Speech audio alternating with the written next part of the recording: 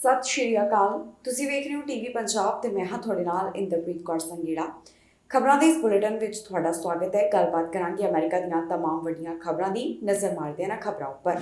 America ਵਿੱਚ ਅਗਲੇ ਕੁਝ ਸਾਲਾਂ ਦੌਰਾਨ ਗਰਮੀ ਕਾਫੀ ਰਿਕਾਰਡ ਤੋੜਨ ਵਾਲੀ ਹੈ। ਇੱਥੇ ਭਿਆਨਕ ਗਰਮੀ ਪਵੇਗੀ, ਜਿਸ ਬਾਰੇ ਇੱਕ ਰਿਪੋਰਟ ਸਾਂਝੀ ਕੀਤੀ ਗਈ। ਦੱਸਿਆ ਜਾ ਰਿਹਾ ਹੈ ਕਿ 100 ਮਿਲੀਅਨ ਤੋਂ ਵੱਧ ਲੋਕ ਇਸ ਭਿਆਨਕ ਗਰਮੀ ਕਾਰਨ ਪ੍ਰਭਾਵਿਤ ਹੋਣਗੇ। ਅਗਲੇ ਸਾਲ ਦੀ ਸਥਿਤੀ ਕੀ ਰਹਿਣ ਵਾਲੀ ਹੈ, ਇਸ ਬਾਰੇ ਵੀ ਰਿਪੋਰਟ ਵਿੱਚ ਜਾਣਕਾਰੀ ਸਾਂਝੀ ਕੀਤੀ ਗਈ। ਅਮਰੀਕਾ ਨਾਲ ਜੁੜਿਆ ਹੋਇਆ ਮੌਸਮ ਸੰਬੰਧੀ ਬੜਾ ਹੀ ਹੈਰਾਨ ਕਰਨ ਵਾਲਾ ਮਾਮਲਾ ਸਾਹਮਣੇ ਆਇਆ, ਜਿੱਥੇ ਦੱਸਿਆ ਜਾ ਰਿਹਾ ਹੈ ਕਿ ਆਉਣ ਵਾਲੇ ਸਾਲਾਂ ਦੌਰਾਨ ਅਮਰੀਕਾ ਵਿੱਚ ਕਾਫੀ ਗਰਮੀ ਪਵੇਗੀ। ਪਤਾ ਚੱਲਿਆ ਹੈ ਕਿ 2053 ਤੱਕ 100 ਮਿਲੀਅਨ ਅਮਰੀਕਨਸ ਬੇਹੱਦ ਪੈਣ ਵਾਲੀ ਗਰਮੀ ਕਾਰਨ ਪ੍ਰਭਾਵਿਤ ਹੋਣਗੇ। ਇਹ ਭਿਆਨਕ ਗਰਮੀ ਜ਼ਿਆਦਾਤਰ ਸਾਊਥ ਅਤੇ ਮਿਡ ਵੈਸਟ ਵਿੱਚ ਪੈਣ ਵਾਲੀ ਹੈ, ਜਿਸ ਦਾ ਜ਼ਿਕਰ ਕੀਤਾ ਗਿਆ। ਕਿਹਾ ਜਾ ਰਿਹਾ ਹੈ ਕਿ ਆਉਣ ਵਾਲੇ ਸਾਲਾਂ ਦੌਰਾਨ ਗਰਮੀ ਦੇ ਰਿਕਾਰਡ ਟੁੱਟਣਗੇ। ਮਾਹਿਰਾਂ ਵੱਲੋਂ ਹੁਣ ਕਲਾਈਮੇਟ ਚੇਂਜ ਨੂੰ ਲੈ ਕੇ ਆਪਣੇ ਵਿਚਾਰ ਸਾਂਝੇ ਕੀਤੇ ਜਾ ਰਹੇ ਨੇ। ਦੱਸਿਆ ਗਿਆ ਹੈ ਕਿ ਅਗਲੇ ਸਾਲ ਅਮਰੀਕਾ ਦੀਆਂ 50 ਕਾਉਂਟੀਜ਼ ਗਰਮੀ ਕਾਰਨ ਪ੍ਰਭਾਵਿਤ ਹੋਣਗੀਆਂ, ਜਿਸ ਦਾ ਅਸਰ 8 ਮਿਲੀਅਨ ਤੋਂ ਵੱਧ ਲੋਕਾਂ ਦੇ ਉੱਪਰ ਪੈਣ ਵਾਲਾ ਹੈ। ਇੱਥੇ ਤਾਪਮਾਨ 125 ਡਿਗਰੀ ਤੱਕ ਦਰਜ ਕੀਤਾ ਜਾਵੇਗਾ, ਜਿਸ ਬਾਰੇ ਇੱਕ ਨਵੇਂ ਮਾਡਲ ਵਿੱਚ ਜਾਣਕਾਰੀ ਸਾਂਝੀ ਕੀਤੀ ਗਈ ਹੈ। ਇਸ ਦੇ 30 ਸਾਲ ਬਾਅਦ ਤੱਕ ਗਰਮੀ ਦੇ ਕਈ ਰਿਕਾਰਡ ਟੁੱਟਣਗੇ, ਜਿਸ ਦਾ ਅਸਰ 1000 ਕਾਉਂਟੀਜ਼ ਦੇ ਉੱਪਰ ਪੈਣ ਵਾਲਾ ਹੈ ਤੇ 108 ਮਿਲੀਅਨ ਤੋਂ ਵੱਧ ਅਮਰੀਕਨਸ ਇਸ ਬੇਹੱਦ ਪੈਣ ਵਾਲੀ ਗਰਮੀ ਕਾਰਨ ਪ੍ਰਭਾਵਿਤ ਹੋਣਗੇ। ਇਸ ਭਿਆਨਕ ਗਰਮੀ ਦਾ ਅਸਰ ਜ਼ਿਆਦਾਤਰ ਸਾਊਥ ਵਿੱਚ ਵੇਖਣ ਨੂੰ ਮਿਲੇਗਾ। ਗਰਮੀ ਕਾਰਨ ਟੈਕਸਸ ਅਤੇ ਫਲੋਰੀਡਾ ਪ੍ਰਭਾਵਿਤ ਹੋਏਗਾ, ਜਿੱਥੇ ਕਾਫੀ ਜ਼ਿਆਦਾ ਗਰਮੀ ਪੈ ਸਕਦੀ ਹੈ। ਦੱਸਿਆ ਜਾ ਰਿਹਾ ਹੈ ਕਿ ਆਉਣ ਵਾਲੇ 30 ਸਾਲਾਂ ਤੱਕ ਗਰਮੀ ਇੱਥੇ ਦੁੱਗਣੀ ਹੋ ਸਕਦੀ ਹੈ। ਹਸਪਤਾਲ ਨੇੜੇ ਗੋਲੀਆਂ ਚੱਲੀਆਂ ਨੇ। ਗੋਲੀਆਂ ਚੱਲਣ ਕਾਰਨ 6 ਜਾਣੇ ਜ਼ਖਮੀ ਦੱਸੇ ਜਾ ਰਹੇ ਨੇ। ਇਹਨਾਂ ਵਿੱਚੋਂ ਕੁਝ ਨੂੰ ਹੋਰ ਹਸਪਤਾਲ ਵਿੱਚ ਭਰਤੀ ਕਰਵਾਇਆ ਗਿਆ। ਕਈਆਂ ਦੀ ਹਾਲਤ ਗੰਭੀਰ ਬਣੀ ਹੋਈ ਹੈ, ਜਿਸ ਬਾਰੇ ਅਧਿਕਾਰੀਆਂ ਵੱਲੋਂ ਜਾਣਕਾਰੀ ਸਾਂਝੀ ਕੀਤੀ ਗਈ। ਦੱਸਿਆ ਜਾ ਰਿਹਾ ਹੈ ਕਿ ਇੱਕ ਵਾਹਨ ਵਿੱਚ ਜਿਹੜਾ ਸਸਪੈਕਟ ਬੈਠਾ ਹੋਇਆ ਸੀ, ਉਸ ਵੱਲੋਂ ਗੋਲੀਆਂ ਚਲਾ ਦਿੱਤੀਆਂ ਗਈਆਂ, ਪਰ ਗੋਲੀਆਂ ਕਿਉਂ ਚਲਾਈਆਂ ਗਈਆਂ ਇਹ ਕਾਰਨ ਅਜੇ ਪਤਾ ਨਹੀਂ ਲੱਗ ਸਕੇ। ਹਸਪਤਾਲ ਨੇੜੇ ਗੋਲੀਆਂ ਚੱਲਣ ਦਾ ਮਾਮਲਾ ਸਾਹਮਣੇ ਹੈ, ਜਿਸ ਸੰਬੰਧੀ ਅਧਿਕਾਰੀਆਂ ਵੱਲੋਂ ਜਾਂਚ ਪੜਤਾਲ ਕੀਤੀ ਜਾ ਰਹੀ ਹੈ। ਦੱਸਿਆ ਗਿਆ ਹੈ ਕਿ ਹਸਪਤਾਲ ਨੇੜੇ ਜੋ ਗੋਲੀਆਂ ਚੱਲੀਆਂ, ਇਸ ਦੌਰਾਨ 6 ਜਾਣੇ ਜ਼ਖਮੀ ਹੋਏ ਨੇ। ਇਹ ਮਾਮਲਾ ਟੈਨੇਸੀ ਦੇ ਮੈਂਫਿਸ ਨਾਲ ਸੰਬੰਧਿਤ ਦੱਸਿਆ ਜਾ ਰਿਹਾ ਹੈ, ਜਿੱਥੇ ਹਸਪਤਾਲ ਦੇ ਨੇੜੇ ਗੋਲੀਆਂ ਚੱਲੀਆਂ ਹਨ। ਗੋਲੀ ਲੱਗਣ ਕਾਰਨ 6 ਜਾਣੇ ਜ਼ਖਮੀ ਦੱਸੇ ਗਏ। ਅਧਿਕਾਰੀਆਂ ਦਾ ਕਹਿਣਾ ਹੈ ਕਿ ਉਹਨਾਂ ਨੂੰ ਇਸ ਬਾਰੇ ਜਾਣਕਾਰੀ 12:42 ਦੇ ਕਰੀਬ ਸਵੇਰ ਸਮੇਂ ਮਿਲੀ ਸੀ, ਜਿੱਥੇ ਦੱਸਿਆ ਗਿਆ ਕਿ ਮੈਥੋਡਿਸਟ ਨਾਰਥ ਹਸਪੀਟਲ ਦੇ ਨੇੜੇ ਗੋਲੀਆਂ ਚੱਲੀਆਂ। ਪੁਲਿਸ ਵੱਲੋਂ ਇੱਕ ਸਟੇਟਮੈਂਟ ਜਾਰੀ ਕੀਤੀ ਗਈ, ਜਿਸ ਵਿੱਚ ਦੱਸਿਆ ਕਿ ਉਹਨਾਂ ਨੂੰ 6 ਪੀੜਤ ਮਿਲੇ, ਜੋ ਕਿ ਜ਼ਖਮੀ ਹਾਲਤ ਵਿੱਚ ਸਨ। ਦੱਸਿਆ ਜਾ ਰਿਹਾ ਹੈ ਕਿ ਸਸਪੈਕਟ ਕਾਲੇ ਰੰਗ ਦੀ SUV ਗੱਡੀ ਵਿੱਚ ਮੌਜੂਦ ਸੀ। ਇਸ ਗੱਡੀ ਵਿੱਚੋਂ ਹੀ ਉਸ ਵੱਲੋਂ ਗੋਲੀਆਂ ਚਲਾਈਆਂ ਗਈਆਂ। ਜ਼ਖਮੀ ਹਾਲਤ ਵਿੱਚ 2 ਨੂੰ ਹਸਪਤਾਲ ਵਿੱਚ ਭਰਤੀ ਕਰਵਾਇਆ ਗਿਆ ਹੈ, ਜਿਨ੍ਹਾਂ ਦੀ ਹਾਲਤ ਗੰਭੀਰ ਦੱਸੀ ਜਾ ਰਹੀ ਹੈ। ਫਿਲਹਾਲ ਇਹਨਾਂ ਦੀ ਪਹਿਚਾਣ ਅਤੇ ਉਮਰ ਦੇ ਬਾਰੇ ਬਹੁਤੀ ਜਾਣਕਾਰੀ ਨਹੀਂ ਦਿੱਤੀ ਗਈ। ਇਸ ਤੋਂ ਇਲਾਵਾ 4 ਜਿਹੜੇ ਹੋਰ ਜ਼ਖਮੀ ਨੇ, ਉਹਨਾਂ ਨੂੰ ਰੀਜਨਲ 1 ਹੈਲਥ ਹਸਪੀਟਲ ਵਿੱਚ ਭਰਤੀ ਕਰਵਾਇਆ ਗਿਆ। ਉਹਨਾਂ ਦੀ ਵੀ ਹਾਲਤ ਗੰਭੀਰ ਦੱਸੀ ਗਈ ਹੈ। ਇਹਨਾਂ ਵਿੱਚੋਂ ਇੱਕ ਦੀ ਹਾਲਤ ਫਿਲਹਾਲ ਸਥਿਰ ਹੋਣ ਦੇ ਬਾਰੇ ਵੀ ਅਪਡੇਟ ਪੁਲਿਸ ਵੱਲੋਂ ਜਾਰੀ ਕੀਤੀ ਗਈ।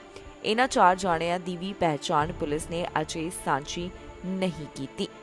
ਇਸ ਤੋਂ ਇਲਾਵਾ ਸਸਪੈਕਟ ਦੇ ਬਾਰੇ ਵੀ ਬਹੁਤੀ ਡਿਟੇਲ ਅਜੇ ਜਨਤਕ ਨਹੀਂ ਕੀਤੀ ਗਈ ਤੇ ਨਾ ਹੀ ਪਤਾ ਲੱਗ ਸਕਿਆ ਕਿ ਉਸ ਵੱਲੋਂ ਕਿਉਂ ਗੋਲੀਆਂ ਚਲਾਈਆਂ ਗਈਆਂ। ਫਿਲਹਾਲ ਮਾਮਲੇ ਦੀ ਜਾਂਚ ਪੜਤਾਲ ਜਾਰੀ ਹੈ। ਹਸਪੀਟਲ ਸਪੋਕਸਪਰਸਨ ਵੱਲੋਂ ਵੀ ਮਾਮਲੇ ਦੇ ਸੰਬੰਧ ਵਿੱਚ ਸਟੇਟਮੈਂਟ ਜਾਰੀ ਕੀਤੀ ਗਈ। ਸਟੇਟਮੈਂਟ ਜਾਰੀ ਕਰਦਿਆਂ ਉਨ੍ਹਾਂ ਕਿਹਾ ਕਿ ਇਸ ਗੋਲੀਬਾਰੀ ਦੇ ਮਾਮਲੇ ਵਿੱਚ ਕੋਈ ਵੀ ਹਸਪਤਾਲ ਦਾ ਕਰਮਚਾਰੀ ਜ਼ਖਮੀ ਨਹੀਂ ਹੋਇਆ। ਕੋਵਿਡ-19 ਵੈਕਸੀਨ ਸੰਬੰਧੀ ਬੱਚਿਆਂ ਨੂੰ ਰਾਹਤ ਦਿੱਤੀ ਗਈ ਹੈ। ਡਿਜ਼ਨੀ ਕਰੂਜ਼ ਲਾਈਨ ਵੱਲੋਂ ਐਲਾਨ ਕਰਦਿਆਂ ਕਿਹਾ ਗਿਆ ਕਿ 5 ਸਾਲ ਤੋਂ 11 ਸਾਲ ਦੇ ਬੱਚਿਆਂ ਵਾਸਤੇ ਹੁਣ ਵੈਕਸੀਨ ਦੀ ਸ਼ਰਤ ਉਨ੍ਹਾਂ ਵੱਲੋਂ ਖਤਮ ਕੀਤੀ ਜਾਵੇਗੀ। ਪਹਿਲਾਂ ਹੋਰ ਵੀ ਕਈ ਕਰੂਜ਼ ਲਾਈਨਸ ਵੱਲੋਂ ਵੈਕਸੀਨੇਸ਼ਨ ਦੀ ਸ਼ਰਤ ਸੰਬੰਧੀ ਰਾਹਤ ਦਿੱਤੀ ਗਈ ਸੀ ਤੇ ਤਾਜ਼ਾ ਜਾਣਕਾਰੀ ਡਿਜ਼ਨੀ ਕਰੂਜ਼ ਲਾਈਨ ਤੋਂ ਸਾਹਮਣੇ ਆ ਰਹੀ ਹੈ। ਡਿਜ਼ਨੀ ਕਰੂਜ਼ ਲਾਈਨ ਵੱਲੋਂ ਇੱਕ ਵੱਡਾ ਐਲਾਨ ਕੀਤਾ ਗਿਆ, ਜਿੱਥੇ ਉਹਨਾਂ ਵੱਲੋਂ ਵੈਕਸੀਨੇਸ਼ਨ ਸੰਬੰਧੀ ਰਾਹਤ ਦਿੱਤੀ ਗਈ ਹੈ। ਡਿਜ਼ਨੀ ਕਰੂਜ਼ ਲਾਈਨ ਵੱਲੋਂ ਐਲਾਨ ਕੀਤਾ ਗਿਆ ਕਿ ਉਹਨਾਂ ਵੱਲੋਂ 5 ਸਾਲ ਤੋਂ 11 ਸਾਲ ਵਾਲਿਆਂ ਲਈ ਹੁਣ ਟੀਕੇ ਸੰਬੰਧੀ ਕੋਈ ਵੀ ਸ਼ਰਤ ਜਾਰੀ ਨਹੀਂ ਰੱਖੀ ਜਾਏਗੀ। ਜੀ ਹਾਂ, ਡਿਜ਼ਨੀ ਕਰੂਜ਼ ਲਾਈਨ ਵੱਲੋਂ ਤਾਜ਼ਾ ਐਲਾਨ ਕੀਤਾ ਗਿਆ, ਜਿੱਥੇ ਉਹਨਾਂ ਨੇ ਦੱਸਿਆ ਕਿ 5 ਸਾਲ ਤੋਂ 11 ਸਾਲ ਦੇ ਬੱਚਿਆਂ ਵਾਸਤੇ ਹੁਣ ਵੈਕਸੀਨੇਸ਼ਨ ਦੀ ਸ਼ਰਤ ਖਤਮ ਕੀਤੀ ਜਾ ਰਹੀ ਹੈ। ਇਸ ਦੀ ਸ਼ੁਰੂਆਤ ਸਤੰਬਰ 2 ਤੋਂ ਕੀਤੀ ਜਾਵੇਗੀ, ਜਿੱਥੇ ਉਹਨਾਂ ਵੱਲੋਂ ਪਹਿਲਾਂ ਜਿਹੜੀਆਂ ਪਾਬੰਦੀਆਂ ਲਗਾਈਆਂ ਗਈਆਂ ਸਨ, ਉਹਨਾਂ ਨੂੰ ਖਤਮ ਕਰ ਦਿੱਤਾ ਜਾਵੇਗਾ।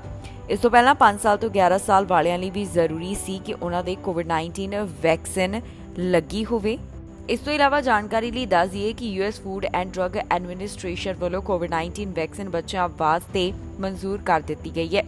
6 ਮਹੀਨੇ ਤੇ ਇਸ ਤੋਂ ਵੱਧ ਉਮਰ ਵਾਲਿਆਂ ਨੂੰ ਕੋਵਿਡ-19 ਵੈਕਸੀਨ ਅਮਰੀਕਾ ਵਿੱਚ ਲਗਾਈ ਜਾ ਰਹੀ ਹੈ, ਜਿਸ ਨੂੰ ਕੁਝ ਸਮਾਂ ਪਹਿਲਾਂ ਮਾਨਤਾ ਦਿੱਤੀ ਗਈ ਸੀ। ਹੁਣ ਜੋ ਤਾਜ਼ਾ ਐਲਾਨ ਸਾਹਮਣੇ ਆਇਆ ਉਸ ਬਾਰੇ ਕਰੂਜ਼ ਲਾਈਨ ਵੱਲੋਂ ਸਾਰੀ ਜਾਣਕਾਰੀ ਆਪਣੀ ਵੈਬਸਾਈਟ ਦੇ ਉੱਪਰ ਵੀ ਸਾਂਝੀ ਕੀਤੀ ਗਈ ਹੈ।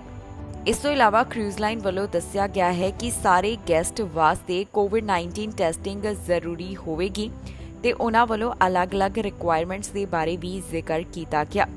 ਜਿਹੜੇ ਫੁੱਲੀ ਵੈਕਸੀਨੇਟਡ ਗੈਸਟ ਹਨ ਉਹਨਾਂ ਨੂੰ ਕੋਵਿਡ-19 ਦੀ ਰਿਪੋਰਟ ਦਿਖਾਉਣੀ ਹੋਵੇਗੀ ਜਿਸ ਦਾ ਟੈਸਟ ਨੈਗੇਟਿਵ ਆਇਆ ਹੋਵੇ ਤੇ ਇਹ ਰਿਪੋਰਟ 1 ਤੋਂ 2 ਦਿਨਾਂ ਵਿਚਕਾਰ ਦੀ ਹੋਣੀ ਚਾਹੀਦੀ ਹੈ। ਇਸ ਤੋਂ ਇਲਾਵਾ ਜਿਹੜੇ ਗੈਸਟ ਫੁੱਲੀ ਵੈਕਸੀਨੇਟਡ ਨਹੀਂ ਹੋਣਗੇ ਉਹਨਾਂ ਵਾਸਤੇ ਵੀ ਨੈਗੇਟਿਵ ਟੈਸਟ ਦਿਖਾਉਣਾ ਫਿਲਹਾਲ ਜ਼ਰੂਰੀ ਹੈ। ਇੱਥੇ ਇਹ ਦੱਸਣਯੋਗ ਹੈ ਕਿ ਕਰੂਜ਼ ਲਾਈਨ ਵੱਲੋਂ ਜੋ ਕਦਮ ਚੁੱਕਿਆ ਗਿਆ ਅਜਿਹਾ ਸਿਰਫ ਡਿਜ਼ਨੀ ਕਰੂਜ਼ ਲਾਈਨ ਵੱਲੋਂ ਨਹੀਂ ਬਲਕਿ ਬਾਕੀ ਕਰੂਜ਼ ਲਾਈਨਸ ਵੱਲੋਂ ਵੀ ਕੀਤਾ ਜਾ ਰਿਹਾ ਹੈ, ਜਿੱਥੇ ਵੈਕਸੀਨੇਸ਼ਨ ਸੰਬੰਧੀ ਉਹਨਾਂ ਵੱਲੋਂ ਰਾਹਤ ਦਿੱਤੀ ਜਾ ਰਹੀ ਹੈ। ਪਿਛਲੇ ਦਿਨੀ ਖਬਰ ਸਾਹਮਣੇ ਆਈ ਸੀ ਕਿ 5 ਸਤੰਬਰ ਤੋਂ ਕਾਫੀ ਸ਼ਰਤਾਂ ਜੋ ਕਰੂਜ਼ ਲਾਈਨਸ ਵੱਲੋਂ ਲਗਾਈਆਂ ਗਈਆਂ ਉਹਨਾਂ ਨੂੰ ਖਤਮ ਕੀਤਾ ਜਾਵੇਗਾ। ਭਾਵ ਕਿ ਜਿਹੜੀ ਵੈਕਸੀਨੇਸ਼ਨ ਦੇ ਆਧਾਰ ਦੇ ਉੱਪਰ ਯਾਤਰੀਆਂ ਨੂੰ ਸਫ਼ਰ ਕਰਨ ਦੀ ਇਜਾਜ਼ਤ ਦਿੱਤੀ ਜਾਂਦੀ ਸੀ ਉਸ ਤੋਂ ਹੁਣ ਰਾਹਤ ਮਿਲ ਰਹੀ ਹੈ। ਹਾਇਓ ਤੋਂ ਇੱਕ ਅਜਿਹਾ ਮਾਮਲਾ ਸਾਹਮਣੇ ਆਇਆ ਜਿੱਥੇ ਪਲਾਂਟ ਨੂੰ ਅੱਗ ਲੱਗੀ ਹੈ। ਅੱਗ ਇੱਥੇ ਕਿਸ ਤਰ੍ਹਾਂ ਲੱਗੀ ਇਹ ਕਾਰਨ ਪਤਾ ਲਗਾਉਣ ਦੀ ਅਧਿਕਾਰੀਆਂ ਵੱਲੋਂ ਲਗਾਤਾਰ ਕੋਸ਼ਿਸ਼ ਕੀਤੀ ਜਾ ਰਹੀ ਹੈ ਕਿਉਂਕਿ ਇਸ ਦੇ ਕਾਰਨ ਅਜੇ ਤੱਕ ਪਤਾ ਨਹੀਂ ਲੱਗ ਸਕੇ। ਪੁਲਿਸ ਦਾ ਕਹਿਣਾ ਹੈ, ਅਧਿਕਾਰੀਆਂ ਦਾ ਕਹਿਣਾ ਹੈ ਕਿ ਮਾਮਲੇ ਦੀ ਜਾਂਚ ਪੜਤਾਲ ਜਾਰੀ ਹੈ ਪਰ ਰਾਹਤ ਦੀ ਖਬਰ ਹੈ ਕਿ ਕਿਸੇ ਤਰੀਕੇ ਦਾ ਕੋਈ ਜਾਨੀ ਨੁਕਸਾਨ ਨਹੀਂ ਹੋਇਆ। ਹਾਇਓ ਦੇ ਕੈਮੀਕਲ ਪਲਾਂਟ ਵਿੱਚ ਅੱਗ ਲੱਗਣ ਦਾ ਮਾਮਲਾ ਸਾਹਮਣੇ ਹੈ ਜਿਸ ਸੰਬੰਧ ਵਿੱਚ ਅਧਿਕਾਰੀਆਂ ਵੱਲੋਂ ਜਾਂਚ ਪੜਤਾਲ ਕੀਤੀ ਜਾ ਰਹੀ ਹੈ। ਆਫੀਸ਼ੀਅਲਸ ਦਾ ਕਹਿਣਾ ਹੈ ਕਿ ਇੱਥੇ ਜਿਹੜੀ ਵੱਡੀ ਪੱਧਰ ਦੇ ਉੱਪਰ ਅੱਗ ਲੱਗੀ ਹੈ ਉਸ ਦੇ ਕਾਰਨ ਪਤਾ ਲਗਾਉਣ ਦੀ ਕੋਸ਼ਿਸ਼ ਜਾਰੀ ਹੈ। ਆਫਿਸਰਸ ਵੱਲੋਂ ਸਾਂਝੀ ਕੀਤੀ ਗਈ ਜਾਣਕਾਰੀ ਮੁਤਾਬਕ ਇਹ ਮਾਮਲਾ 11 ਵਜੇ ਦੇ ਕਰੀਬ ਸਾਹਮਣੇ ਆਇਆ ਜਿੱਥੇ ਕੈਂਪ ਮਾਸਟਰਸ ਪਲਾਂਟ ਵਿੱਚ ਅੱਗ ਲੱਗ ਗਈ। ਇਹ ਜਿਹੜਾ ਅੱਗ ਲੱਗਣ ਦਾ ਮਾਮਲਾ ਸਾਹਮਣੇ ਆਇਆ ਇਸ ਸੰਬੰਧੀ ਅੱਗ ਤੇ ਕਾਬੂ ਪਾਉਣ ਵਾਸਤੇ ਦਰਜਨਾਂ ਫਾਇਰ ਡਿਪਾਰਟਮੈਂਟਸ ਵੱਲੋਂ ਪਹੁੰਚ ਕੀਤੀ ਗਈ। ਰਾਹਤ ਦੀ ਖਬਰ ਹੈ ਕਿ ਕਿਸੇ ਵੀ ਤਰੀਕੇ ਦਾ ਕੋਈ ਜਾਨੀ ਨੁਕਸਾਨ ਨਹੀਂ ਹੋਇਆ, ਕਿਸੇ ਦੇ ਵੀ ਜ਼ਖਮੀ ਹੋਣ ਦੀ ਜਾਣਕਾਰੀ ਸਾਹਮਣੇ ਨਹੀਂ ਆਈ। ਫਿਲਹਾਲ ਜਾਣਕਾਰੀ ਸਾਂਝੀ ਨਹੀਂ ਕੀਤੀ ਗਈ ਕਿ ਇਸ ਅੱਗ ਦਾ ਫੈਲਾਅ ਕਿੰਨੇ ਪੱਧਰ ਦੇ ਉੱਪਰ ਦੇਖਣ ਨੂੰ ਮਿਲ ਰਿਹਾ ਪਰ ਕੁਝ ਤਸਵੀਰਾਂ ਜ਼ਰੂਰ ਜਾਰੀ ਕੀਤੀਆਂ ਗਈਆਂ ਨੇ ਜਿਸ ਵਿੱਚ ਵੇਖਿਆ ਜਾ ਸਕਦਾ ਹੈ ਕਿ ਕਿਵੇਂ ਇੱਥੇ ਧਮਾਕਾ ਹੋਇਆ ਤੇ ਅੱਗ ਲੱਗੀ ਹੋਈ ਦਿਖਾਈ ਦੇ ਰਹੀ ਹੈ। ਮਾਮਲੇ ਦੇ ਸੰਬੰਧ ਵਿੱਚ ਹਾਇਓ ਸਟੇਟ ਫਾਇਰ ਮਾਰਸ਼ਲਸ ਆਫਿਸ ਅਤੇ ਹਾਇਓ ਇਨਵਾਇਰਨਮੈਂਟਲ ਪ੍ਰੋਟੈਕਸ਼ਨ ਏਜੰਸੀ ਵੱਲੋਂ ਜਾਂਚ ਪੜਤਾਲ ਕੀਤੀ ਜਾ ਰਹੀ ਹੈ। ਉਹਨਾਂ ਵੱਲੋਂ ਇੱਕ ਰਿਪੋਰਟ ਤਿਆਰ ਕੀਤੀ ਜਾਵੇਗੀ ਜਿੱਥੇ ਦੱਸਿਆ ਜਾਵੇਗਾ ਕਿ ਇਸ ਵਿੱਚ ਕਿੰਨਾ ਨੁਕਸਾਨ ਹੋ ਚੁੱਕਿਆ ਹੈ। ਦੱਸ ਦਈਏ ਕਿ ਹਾਇਓ ਤੋਂ ਇਹ ਜਿਹੜਾ ਮਾਮਲਾ ਸਾਹਮਣੇ ਆਇਆ ਇਸ ਸੰਬੰਧੀ ਪੁਲਿਸ ਵੱਲੋਂ ਅਜੇ ਬਹੁਤੀ ਜਾਣਕਾਰੀ ਸਾਂਝੀ ਨਹੀਂ ਕੀਤੀ ਗਈ। ਉਹਨਾਂ ਦਾ ਕਹਿਣਾ ਹੈ ਕਿ ਇਸ ਸੰਬੰਧ ਵਿੱਚ ਜਾਂਚ ਪੜਤਾਲ ਕੀਤੀ ਜਾ ਰਹੀ ਹੈ ਜਿਸ ਤੋਂ ਬਾਅਦ ਬਾਕੀ ਦੀ ਜਾਣਕਾਰੀ ਦਿੱਤੀ ਜਾਵੇਗੀ। ਹੁਣ ਤੱਕ ਦੀ ਅਪਡੇਟ ਵਿੱਚ ਇਹਨਾਂ ਗੱਲਾਂ ਦਾ ਹੀ ਜ਼ਿਕਰ ਕੀਤਾ ਗਿਆ। ਅਮਰੀਕਾ ਦੇ ਰਾਸ਼ਟਰਪਤੀ ਜੋ ਬਾਈਡਨ ਦੀ ਪਤਨੀ ਕੋਰੋਨਾ ਵਾਇਰਸ ਪੋਜ਼ਿਟਿਵ ਪਾਏ ਗਏ ਹਨ।